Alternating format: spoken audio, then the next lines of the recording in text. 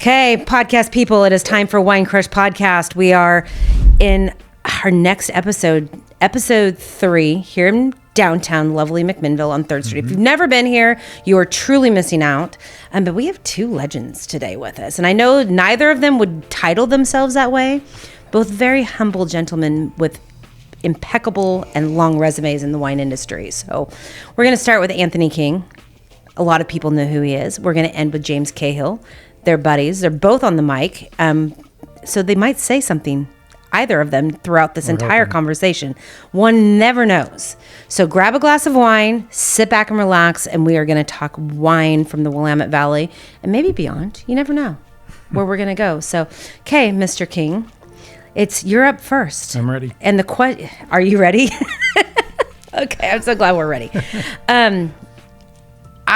I met you out at Carlton Winemaker Studio, which is where home is right now. Yep.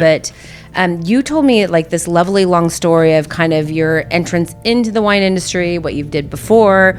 And I always say most people in this valley, very few actually come from like a wine family. Like they're second generation, third generation. Oregon's really not like that. So let's talk about where your origin is, how you got in the wine industry. Was it part of your family? Blah, blah, blah. So I grew up in Corpus Christi, Texas, and my parents were from the East Coast. My dad drank Manhattans, and I always got the cherry, and so Manhattans are still my favorite cocktail. I don't know if I've ever had a Manhattan. Oh, God. Change that. What is it? Change that. Okay, tell me what's in it, because then I'm going to say yay or nay. It's whiskey, vermouth. You can substitute part of the vermouth for a black Manhattan, do an Amaro. And changing the elements, the vermouth, the whiskey, or the bitters, which is the last element, will totally transform it. In detail. Okay. Yeah. And then there's a cherry on top. There's maraschino in there. Yeah. Yeah. Which I will not eat. They're disgusting. Good ones are good. Yeah. I'm going to take your word for it. Yeah. As that picky child that we just talked about a few minutes ago that only ate cheese sandwiches with Miracle Whip and had to be Tillamook cheese. Couldn't be anything else. Yeah. Cherries were not in my forte. Yeah. Or Shirley Temples for that matter. So there was wine when I was growing up, but it wasn't part of the culture where I grew up. When I was living out in California during college, I was living with my dad's oldest friend from when he was 5, and got together with a lot of his college roommates who were like teaching in the area. Most of them were professors, and they would have us over for dinner and we'd drink wine. And that was kind of the beginning for me. The guy I lived with was a physics professor, and he would drink wine the whole time he was grading papers. And when I got back to school, I was a physics major in school, and I tried doing that and it failed horribly. I would study for my physics test while drinking probably a box of wine and do horribly on it. But that's how I got into wine initially. So the question is as that student that is being graded by the physics teacher that is drinking wine, do you want to be at the beginning of the stack? Or do you want to be at the end of the stack? Did he get more lenient or did he get stricter? You mean, this guy wasn't grading mine. You mean my dad's friend? Mm-hmm. Yeah. That's a great question in terms of how he was doing. He, I think, probably had a pretty high tolerance. He never seemed to change throughout the whole time he was drinking. He seemed fine. I was not that way. My tolerance was not that way. I remember my dad's friend who was at Stanford, pulling out a bottle that probably was not a very good Côte de Rhône blend and talking about what a Côte de Rhône was. And I was fascinated by that. That's amazing. They blend grapes together. That was the level of my understanding. And then sort of started drinking a little bit of wine my last year of school. And afterwards, I remember specifically some of the things when I started dating my wife, which was in college, going to the store and buying a Fetzer Gewürztraminer. That was what they told me I should pair with the food I was making. I was making Indian that night. Going in when we were living in Minneapolis and buying a Heights Chardonnay at the time because it was, what's his name? Famous He was one of the ones that Gergich. Thank you, Mike. And paying a little bit more because I was making $5.50 an hour at the time, and I paid $22 for a Chardonnay back then. This was sort of mid '90s. So that was sort of the beginning of getting into it. And we moved to Austin, Texas, and I got into wine there. I was doing high school textbook editing, and there were 5 people in the science department that were food reviewers. They're restaurant reviewers. So we were all into food, cooking, and we had some interest in wine, so we started a tasting group, and it kind of went from there. And while there was one point, I've said this before, but my wife was so tired of me talking about wine, she gave me a journal and said to write it down and stop talking about it. And I took over the tasting group, kept learning as much as I could. I worked in Vineyards down there, worked in a wine shop, which is why James and I are here together. Should we tell that story now? Yeah, whenever you think that is the right time and place. I think it's a nice story. Okay. I want to hear the story because you didn't tell me the story, and neither did he. Oh, yeah, it's not just a wine shop. I wouldn't say it's a really special wine shop. With the principal is he's a wine guy and had been selling Burgundy wine since the '80s, but like the best wines on earth. Yeah, not just wine, but like things that younger generations will probably not get to taste, right? That he and I they were on the shelf of the shop we worked in. I was there a little before Anthony, but it was an institution for both of us. John Rennick. And so there was a couple articles a few years ago, because there were 3 of us that had worked in that wine shop. And actually James has someone that works with him at North Valley that worked in that wine shop also. John was, I loved, my impression of John was just that you go into this shop and it's filled, like there were boxes everywhere in the original old house shop, which kind of made you feel like you were finding treasures, which was the best part about it, is that you go and you like open a box and you're like, is this for sale? And he's like, oh, maybe. But it's just, he hadn't unpacked it yet. And he ended up moving into a different shop, but he was just good at cultivating these relationships to where people would come in and say, I'm looking for, a Burgundy. This is what I'm looking for.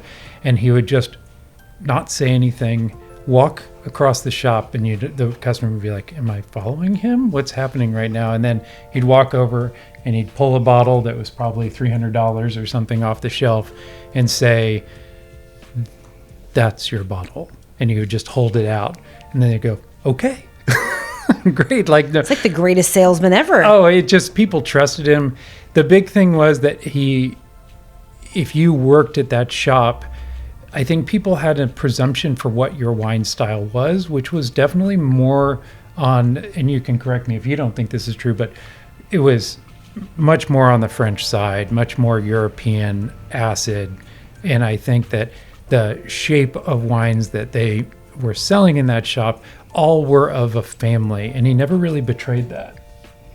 Yeah, there's a huge cultural thing that happens too. We would have to frame this by saying it's like BS, before sideways, right? Like there were moments where Pinot Noir was relatively unknown, and this is well up through the 90s. It's not like a second-class grape, but Bordeaux still ruled. And for when I started at the Merchant, we were converting customers who were longtime Bordeaux collectors. And it's not just Bordeaux, right? They loved Italian wine and Gold Cap Riesling and good things. But John was able to convert them to this much harder to understand, much more arcane place on earth, which is the Burgundy that we love. It brings us right back to Pinot too, by the way, Anthony. It's the shop was really built on Pinot Noir-based wines, and I think both of us probably went to work there for the allure of what the potential of those wines were. It was discovering a world that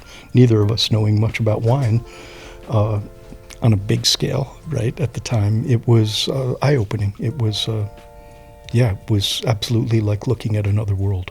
I think I went to work there so that I could just shop while I was Yep. being paid. I'd hand him my paycheck, right? I'd hand him my me too. paycheck literally for the purchases I'd done. But for sparkling wine lovers, we had Jacques Salos.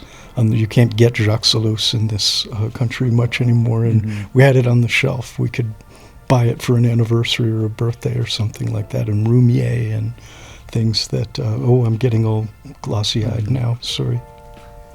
I love it. And I don't know if those places still exist. I mean, not Yes. necessarily that specific one, but like specialty wine shops that have that curated, like hidden gems that are so special. Yeah, and I think I feel like it's getting back to it. I think it feels like we went off course a little bit, but when you're out visiting the market, I think that you didn't have, Parker was out at the time, but he was sort of gaining steam, and it was always the relationship you had with that shop. And I think it went into, the media side, the reviewer side sort of exploded, and you can follow those people. For me, it was Stephen Tanzer was a really big influence in my life because I thought he was just really accurate with notes. And so when I lost my mentors and I left Austin, I would start to just open wines and taste them with Stephen Tanzer's notes just to get an idea as a continual training.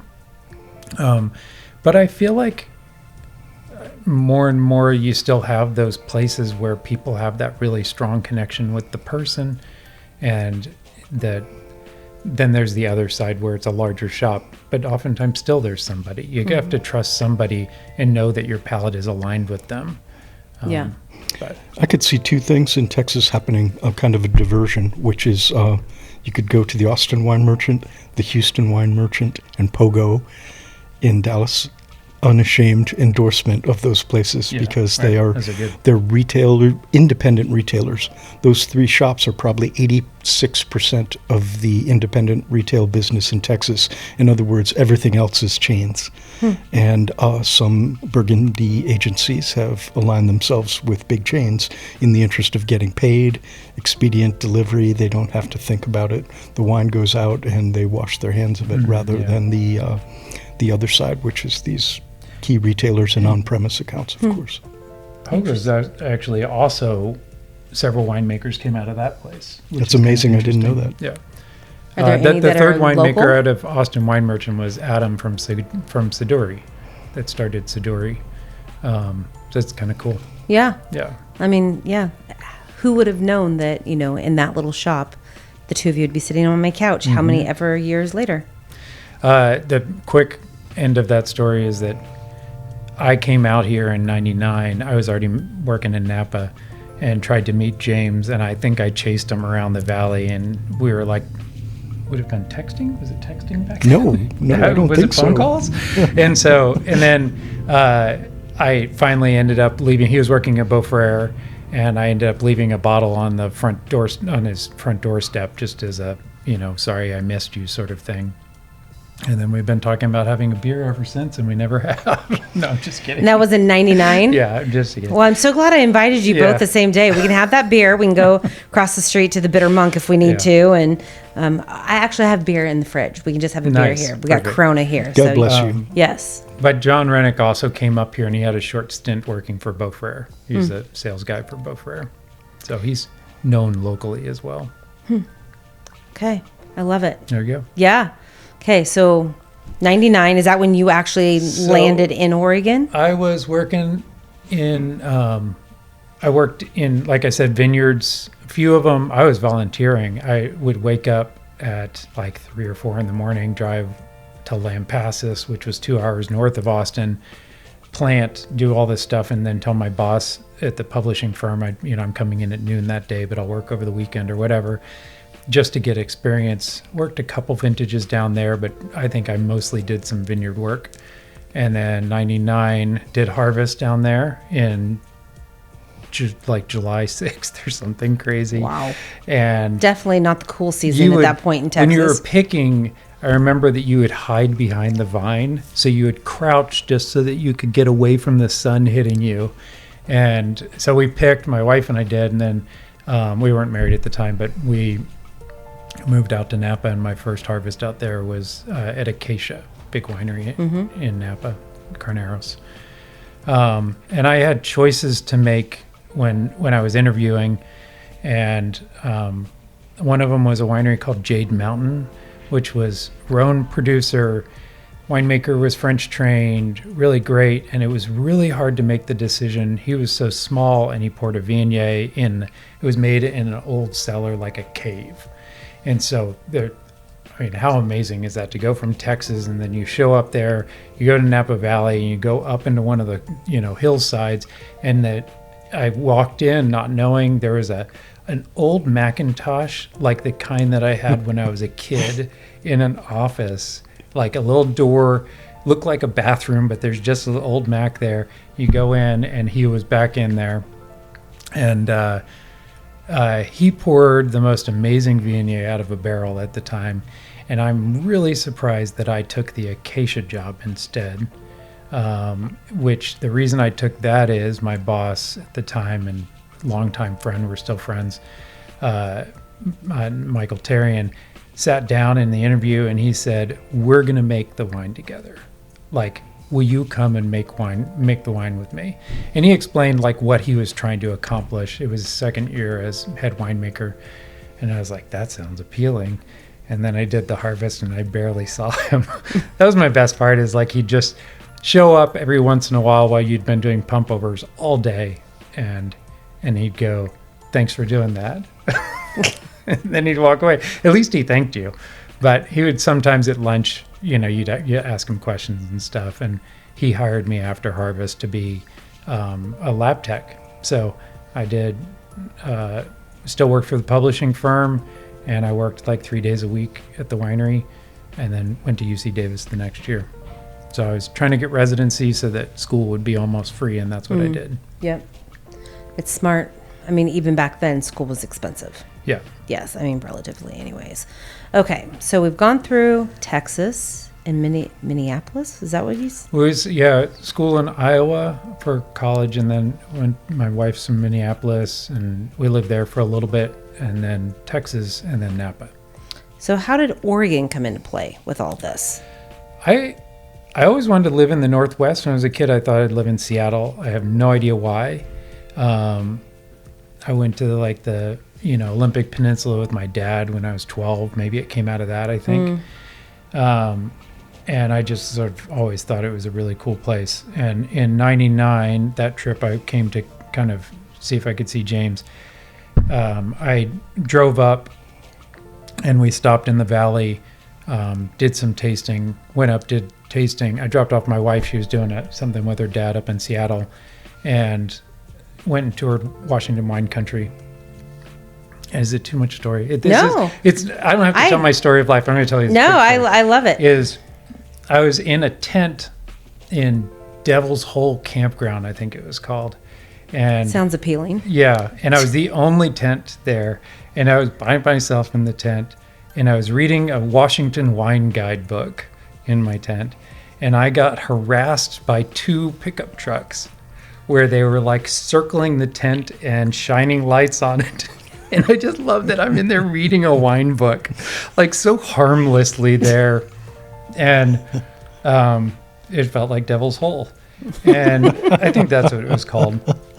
But I did a bunch of travel around there, and then I came back down and tasted a bunch here in the valley. And I remember Adam Campbell, who you worked for, James, was super nice. And I had only done one. I had done very little.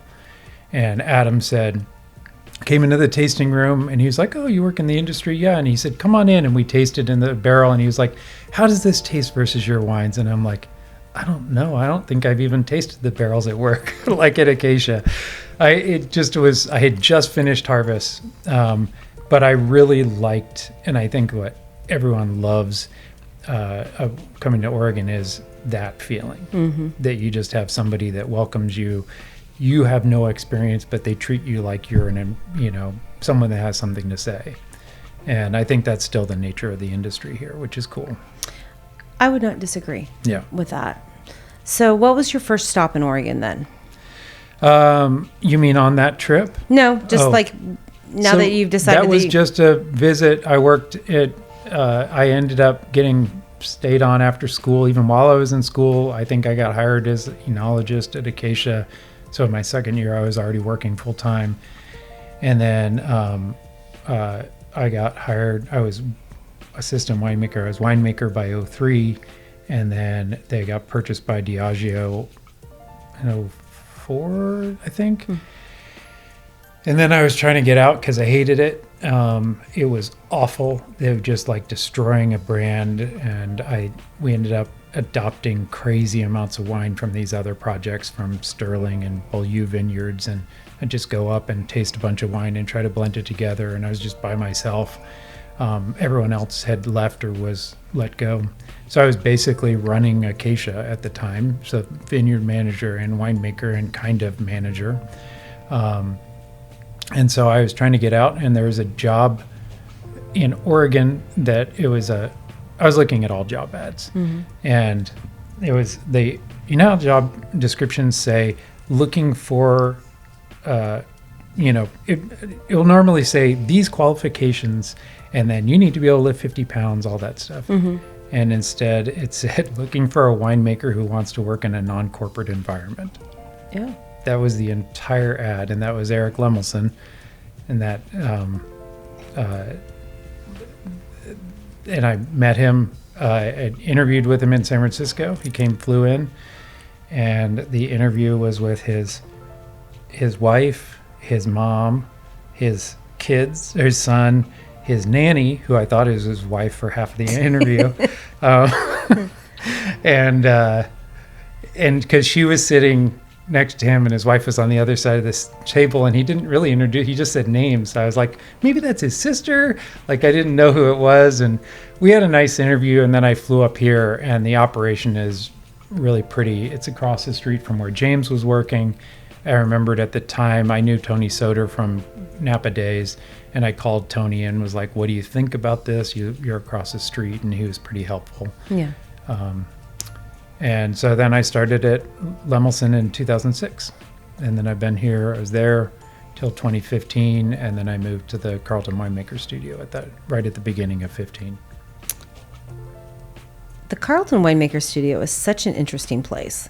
I didn't really know much about it until I was there probably about a year ago. Met somebody, just kind of, it was a chit chat kind of thing.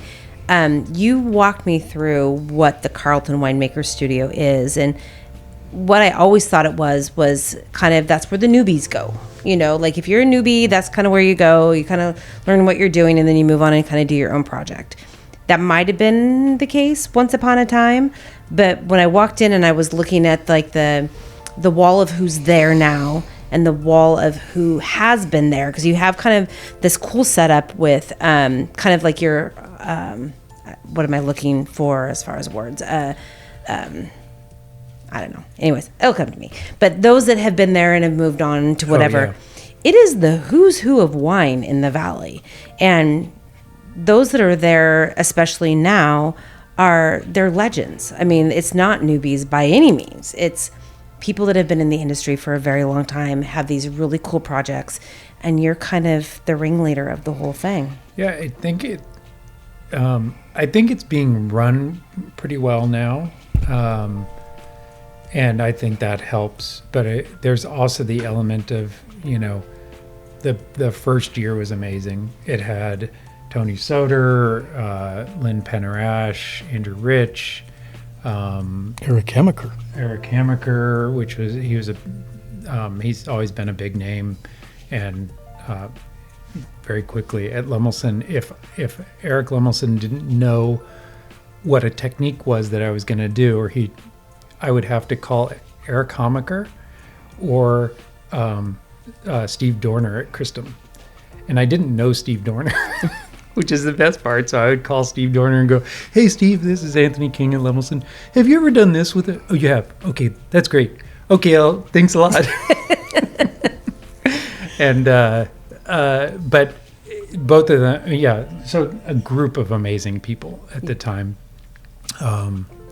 And then Robert Britton kind of breathed some new energy into the place, and Ellen, when she was running it.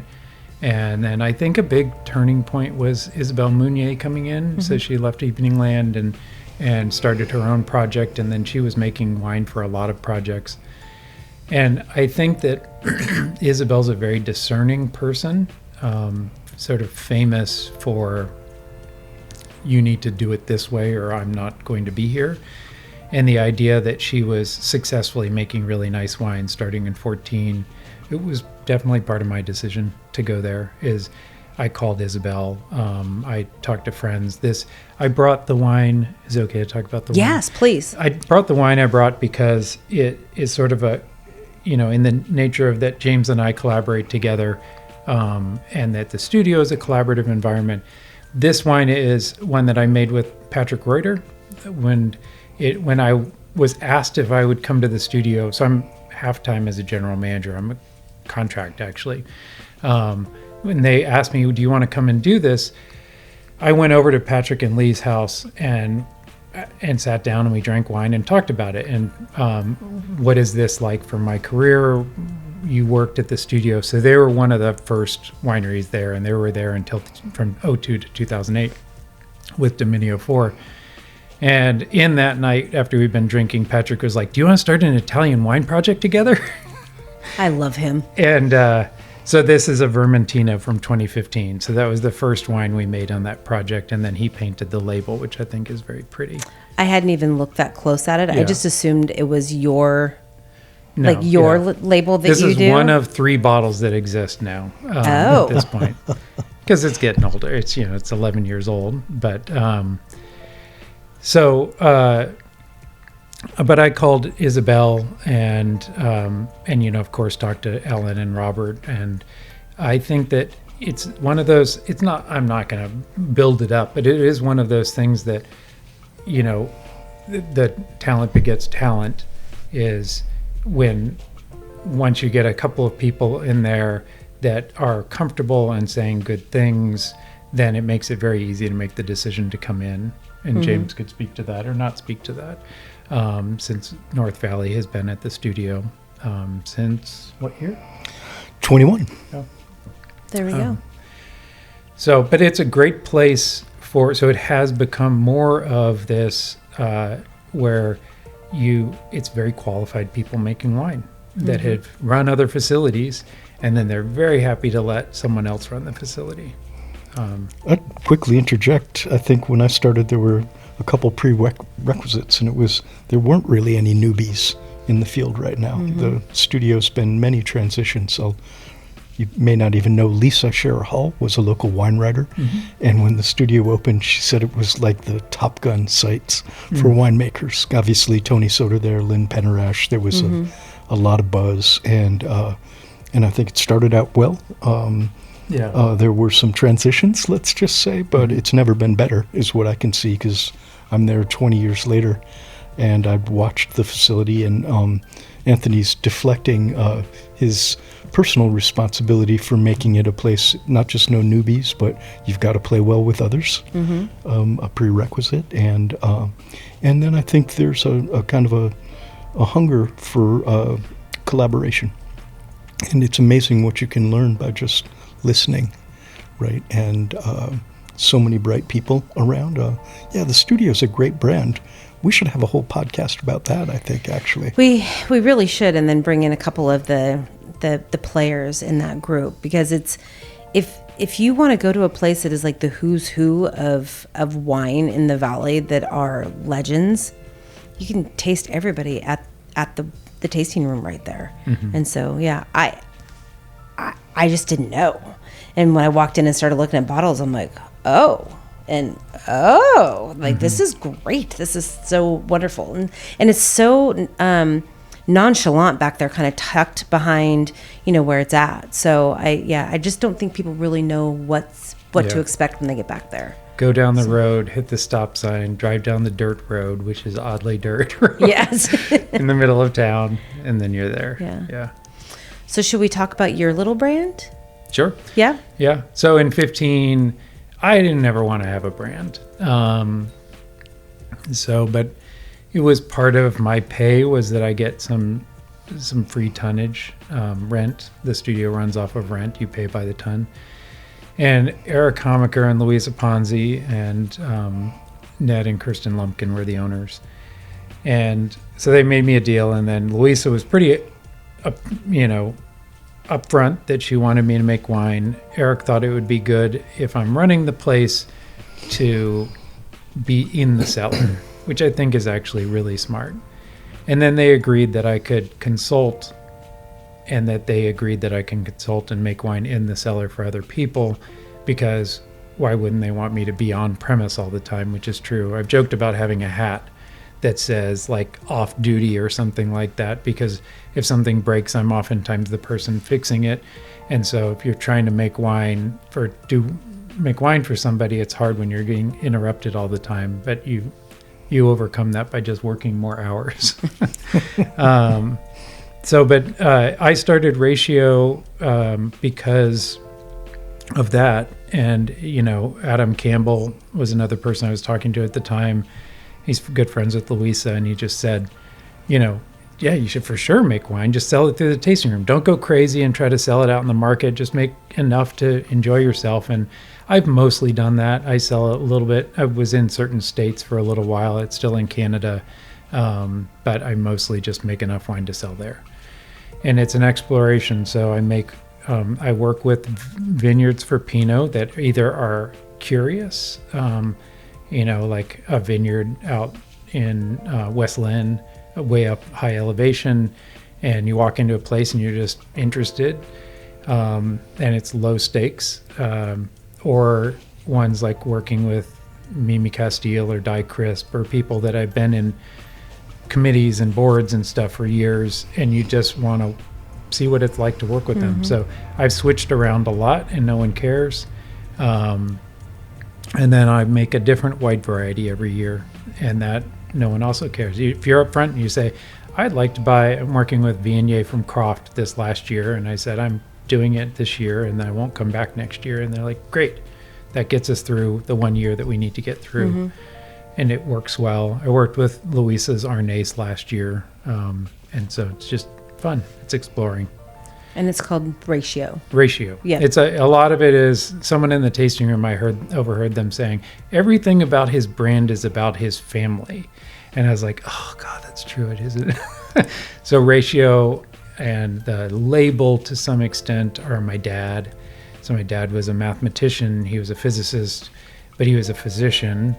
But he would scribble on napkins when we went to dinner, and he would do math equations, and he was trying to do string theory, and he was a pathologist, so they looked through microscopes, and my label is drawings from histologists that were looking through microscopes in the late 1800s, and that's when they learned to stain cells to where you could actually see the cell, and that's what the drawings are that are on the label is those drawings. And it's stupidly apparent that my dad's office that I go to after school was here, and right next to it was the histology lab.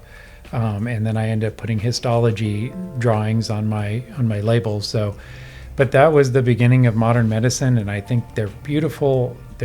They gross people out sometimes because they're very organic forms, but I think, if you look at them, they remind you of vines and roots and things like that. They're very organic, and that's how it works. And then Ratio was kind of a nod to that I wanted to make wines of balance, which goes back to John Rennick. And so that's the Ratio side. But I think more than any reason other than my dad being a mathematician, it was Ratio is the root of rationale. It's like, why do you do things? And I really like figuring out not what is the tradition, that's great to know, but why is that tradition there in winemaking, and then trying to break that down to find out, like, is this something that we're doing because, like, it's cold soak, and I won't go into details, but cold soak, why are we doing cold soak? Are we doing cold soak because it makes a better wine, or is it because you're picking the vineyard and you don't want to be fermenting at the same time, so you put it in a cold cellar? And there's funny things like that. in the world where it starts one way and all of a sudden that place makes amazing wine and then you do everything that they do. Even though part of it makes no sense in the new context of where you are. And so I think that's the exploration. That's the fun part of wine. I love it. Yeah. I love it. We're going to end there. Perfect. Because we could talk That was for what I was hours. hoping for. Yeah, no, I think it's absolutely great. We will circle back around on the studio because I think we could do a complete and total episode on that. We could have like guest appearances. Like I'll call Robert Britton myself and have him and Ellen come in. So I don't know, we'll see. But anyhow, thank you so much for bringing the wines. Thank you for the barrel tasting when we were there because that was super fun. It's always fun exploring what's going on in the cellar. So we're going to take a break right now. I'm not going to say we're going to switch spots because we're not. We're going to keep you guys where you're at. And we're just going to pour some different wine and just take a little bit of a breather. So hold on, everybody. Do what you need to do. Refill your glasses and we'll be right back.